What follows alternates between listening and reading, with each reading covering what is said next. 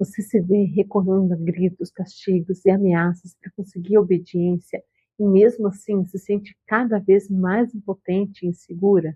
Você sente que não está educando da forma como você gostaria?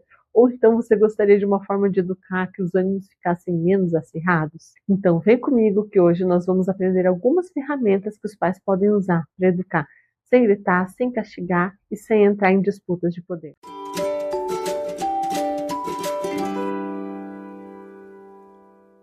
Mas antes, deixa eu me apresentar. Meu nome é Poliana Fornari, eu sou educadora parental. Eu trabalho com famílias que querem educar com mais gentileza, com mais respeito, mas ao mesmo tempo sem abrir mão dos limites, sem abrir mão da firmeza necessária para educar uma criança.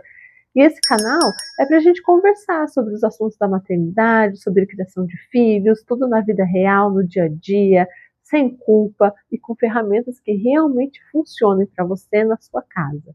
Em um vídeo anterior aqui do canal, eu expliquei os 5 maiores erros que os pais cometem na hora de educar os filhos, que podem fazer com que os filhos acabem não os obedecendo. Então, se você ainda não viu, eu recomendo fortemente que você vá lá nesse vídeo depois que terminar esse daqui, porque hoje a gente vai conversar o que os pais podem fazer para conseguir a obediência dos filhos. A primeira coisa que a gente precisa saber quando fala em educação respeitosa é que a obediência, ela não vem de um lugar de subjugar a criança, de você manda porque eu sou adulto aqui, você vai me obedecer porque sim. Na educação respeitosa, o adulto é sim a autoridade, porque simplesmente ele tem mais vivência e ele tem a maturidade suficiente para tomar decisões que a criança ainda não consegue. Mas isso não significa que a gente vai ameaçar e subjugar a criança. Ao contrário, a gente vai querer fazer com que ela coopere conosco e não simplesmente tenha uma obediência cega.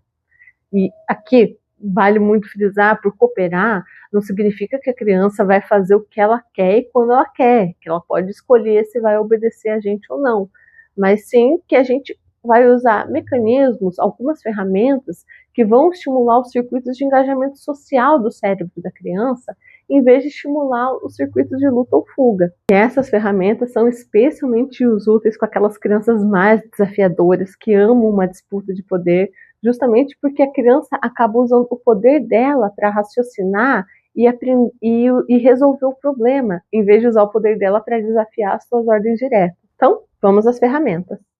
A primeira ferramenta são limites claros e rotina previsível. As crianças, elas estão descobrindo o mundo, elas têm o instinto de explorar, então elas vão explorar esses limites. Faz parte do desenvolvimento cognitivo e emocional dela. Então, você não adianta ter uma expectativa de que uma criança, principalmente se ela for muito pequena, ela vai te obedecer. Não, ela vai testar esse limite. Mas o que vai ditar o comportamento dela a longo prazo não vai ser esse teste, mas vai ser a sua reação, vai ser a sua resposta. E para isso é extremamente importante os limites claros e a rotina previsível. Por quê? A criança, ela não consegue entender uma regra abstrata. O que a criança consegue entender é a repetição de uma ordem.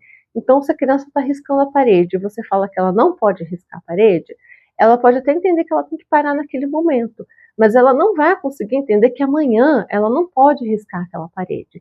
Então ela vai entender a repetição. Depois de você várias vezes repetir que ela não pode riscar a parede, é que ela vai começar a internalizar essa repetição de rotina. A rotina previsível também vai facilitar a criança internalizar esses limites. Porque imagina, uma criança que um dia ela pode assistir 20 minutinhos de TV, aí no outro dia ela só pode assistir 5, aí no outro dia ela pode assistir 1 hora. Aí um dia é de manhã, outro dia à tarde, outro dia à noite, não tem muita regra. Quando a criança quiser assistir televisão e os pais não quiserem, isso vai gerar um conflito. É mais fácil isso gerar um conflito. Mas se aquela criança já tem aquela previsibilidade, não, todo dia depois do almoço pode assistir 20 minutinhos, vai ser mais fácil ela entender. Ela pode até eventualmente pedir para ver fora do horário, mas se os pais mantiverem aquela rotina, ela vai aceitar e entender mais fácil que aquele não é o horário dela assistir televisão. Então, quanto mais claros e consistentes são esses limites e essas rotinas, menos espaço tem para que esses testes que a criança faz virem conflito. A segunda ferramenta são as perguntas curiosas. Em vez de você ficar dando ordens diretas, guarda o sapato, vai para o banho, Tenta fazer perguntas que vão estimular o raciocínio e a curiosidade da criança. Filho, onde é o lugar de guardar os sapatos? Filho, o que a gente faz depois do jantar? Essas perguntas elas funcionam excepcionalmente se na casa já tem os limites claros e a rotina previsível que a gente conversou ali na ferramenta 1. E por que essas perguntas curiosas ajudam bastante? Porque, dependendo do estado emocional da criança, uma ordem direta, o cérebro dela pode interpretar como uma ameaça. E a criança vai entrar em estado de fuga, pode te responder, ou não querer te obedecer. Ao passo que a pergunta curiosa vai fazer a criança a refletir e a ponderar sobre o que precisa ser feito. Não me entenda errado, não tem nada de errado você dá ordens diretas. Às vezes a situação pede isso, não tem problema nenhum. Você não precisa usar perguntas curiosas o tempo todo. Mas quando você puder usar naquelas situações, isso ajuda bastante. Porque ela não é uma ferramenta que facilita só a nossa vida no curto prazo. Ela, a longo prazo, ensina a criança a prestar atenção às necessidades da situação, às necessidades dos outros, aprende a buscar soluções dos problemas. A terceira ferramenta são as escolhas limitadas. As crianças que elas têm algum grau de controle, um controle adequado para a idade dela, uma autonomia adequada para a idade dela, são crianças que a longo prazo conseguem gerir melhor os seus impulsos. Ou seja, são crianças que se comportam melhor e que sabem lidar melhor com as suas emoções. Você quer sair com a blusa azul ou com a blusa vermelha? Está na hora de desligar a televisão. Você quer que eu desligue ou você quer desligar? Mas atenção, essas escolhas elas têm que ser adequadas e aceitáveis. Adequadas são que você vai dar para a criança escolher coisas que elas têm a maturidade cognitiva e emocional para fazer. Então, a criança ela não vai escolher em que escola ela vai estudar ou se ela vai ou não escovar os dentes, mas ela pode muito bem escolher a roupa com que ela vai sair. E por aceitáveis, tem que ser que você está disposto a aceitar qualquer uma das opções que você der para a criança. Então, você não pode dizer para a criança assim, você prefere estudar ou tirar nota baixa, se você não está disposto a deixar que essa criança fique sem estudar e, consequentemente, tirar nota baixa. Então, usando essas escolhas limitadas, você mantém o limite, mas você dá algum poder de escolha e de decisão para a criança. Ferramenta número 4. Decida o que você vai fazer e haja mais e fale menos. Essas duas ferramentas, elas são irmãs. Sabe quando você se pega parecendo um papagaio? Arruma o quarto.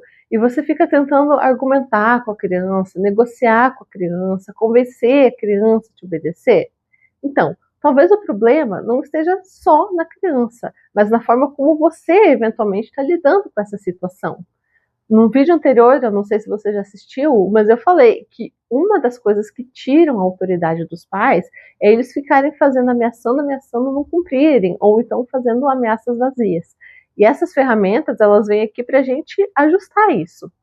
Em vez de você ficar tentando convencer a criança a fazer alguma coisa, você vai escolher o que você vai fazer. Então, em vez de ficar falando para a criança guardar as roupas sujas, você vai falar para ela, eu só vou lavar as roupas que estiverem no cesto de roupa suja. Se a criança não guardar, ela simplesmente vai ficar sem roupa limpa para usar. E a outra ferramenta é agir mais e falar menos.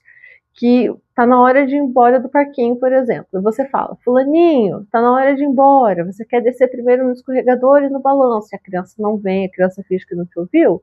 Você simplesmente pega a criança e leva ela para casa, com respeito, sem rispidez, sem movimentos bruscos, mas você age, em vez de você ficar só falando e chamando. A quinta ferramenta é o assim que. Você vai falar para a criança que alguma coisa só vai acontecer assim que outra acontecer. Então você pode falar para ela, você pode brincar com Lego assim que você guardar o seu quebra-cabeça. Você pode brincar assim que você terminar as suas tarefas. Essa ferramenta, ela tira aquele tom de ameaça e ela dá uma previsibilidade um pouco maior para a criança. E ela funciona especialmente bem se os limites da classe estão bem claros e as rotinas estão bem estabelecidas, igual eu falei lá na ferramenta número 1. A ferramenta número 6 é deixar que as crianças vivenciem as consequências da escolha. A criança não estudou, vai tirar nota baixa. Não guardou a roupa no cesto de roupa suja, ela vai ficar sem roupa limpa. A criança gastou dinheiro da mesada antes do fim do mês, vai ficar sem dinheiro até a próxima data de pagamento. E não tem nada de desrespeitoso você deixar a criança sofrer. as consequências, vivenciar as consequências das escolhas dela. Isso faz parte da vida, isso ensina responsabilidade para ela. O que pode ser desrespeitoso ou não é a sua reação a isso. Então, se você ficar bem feito, eu te avisei, eu falei para você, você é um responsável, ficando com esse discurso, rotulando a criança, isso é desrespeitoso.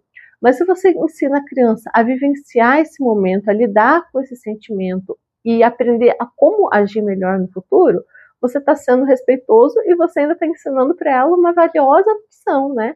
Assim, puxa, é muito ruim mesmo ficar sem dinheiro, né? E agora? O que você vai fazer até o final do mês? Qual que é o teu plano? O que você pode fazer de novo para que isso não aconteça? A sétima ferramenta é distrair e redirecionar. E ela é especialmente útil para usar com aquelas crianças muito pequenininhas, 1 ano e meio, até 3 anos, que ainda não conseguem entender muito bem o que a gente está falando, ou se consegue entender, ainda não consegue muito bem obedecer. Então, em vez de ficar falando, não risca a parede, não risca a parede, você simplesmente pega a criança, distrai ela e fala assim, o lugar de desenhar é no papel, e redireciona aquela atividade dela para ela continuar desenhando no papel. E antes de encerrar, se você gostou desse conteúdo, deixe seu curtir, compartilha com outros pais, se inscreve no canal e me conta aqui nos comentários qual dessas ferramentas você acha que pode utilizar hoje ali na sua casa. Espero que essas ferramentas tenham sido úteis para você, mas antes de encerrar, eu preciso te lembrar que elas são apenas um dos pilares da educação respeitosa. Se você quiser construir um relacionamento mais cooperativo com seu filho, você precisa construir com ele conexão, ou seja, você precisa construir um relacionamento com mais diálogo, com mais escuta, com mais presença. E se você quiser aprender como fazer tudo isso, eu deixei aqui na descrição o link para o meu e-book gratuito Antes da Obediência, Conexão. Nele eu explico como você pode conseguir no seu dia a dia a conexão, como você pode construir um ambiente com segurança emocional, para que a criança ela consiga cooperar e você consiga educar com menos gritos, menos culpa e mais respeito mútuo. Até mais, a gente se vê no próximo vídeo. Tchau!